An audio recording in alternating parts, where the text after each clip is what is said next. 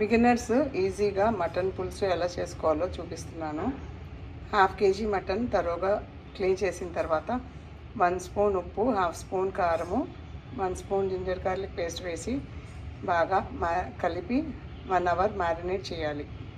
Wet masala కోసము 3 చిన్న onions, 2 టమాటాలు, 2 స్పూన్ల కొబ్బరి పచ్చిమిరపకాయ పేస్ట్ వేయాలి.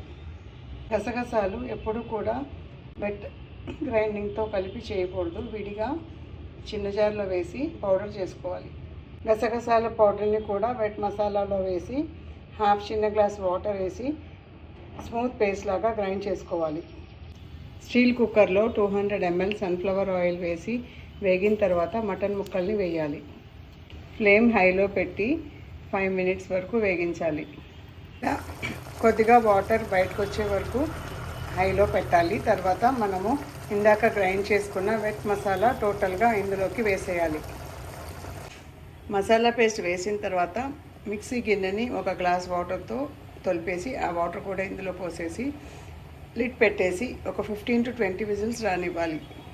స్టీల్ కుక్కర్లో విజిల్స్ వెంటనే వచ్చేస్తాయి, అందుకనే నేను 15 to 20 విజిల్స్ అని చెప్పాను. తర్వాత కుక్కర్ మూత తీసి స్పైస్ లెవెల్స్ చెక్ చేసుకొని మటన్ ముక్క ఉడికిందో లేదో చూసుకుని డిష్ అవుట్ చేసుకోవాలి. అంతే, ఈజీగా మటన్ కర్రీ రెడీ.